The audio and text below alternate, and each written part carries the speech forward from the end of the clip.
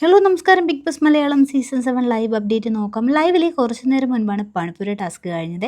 നല്ല ഫണ്ണായിട്ടുള്ള ടാസ്ക് ആയിരുന്നു കേട്ടോ. 30 സെക്കൻഡ് ടൈമാണ് ബിഗ് ബോസ് അവർക്ക് കൊടുത്തത്.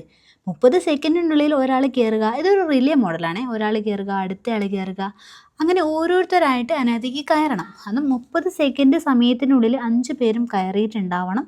അതേപോലെ 30 സെക്കൻഡിനുള്ളിൽ തന്നെ ഇറങ്ങുകയും വേണം. അവരവരുടെ സാധനങ്ങൾ മാത്രമേ എടുക്കാനും പാടുള്ളൂ. വേറെ ആരുടെയെങ്കിലും സാധനം എടുത്താൽ അത് തിരിച്ചു വെക്കേണ്ടി വരും.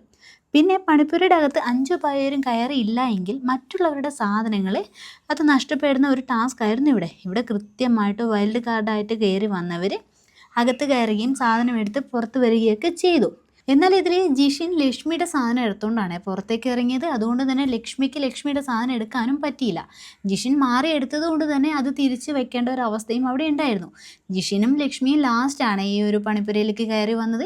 മറ്റുള്ളവരൊക്കെ കയറി എല്ലാം കൃത്യമായി തന്നെ എടുത്തു. ഇതിൻ്റെ ഭാഗമായിട്ട് കുറച്ച് തർക്കങ്ങളൊക്കെ അവിടെ ഉണ്ടായിരുന്നു.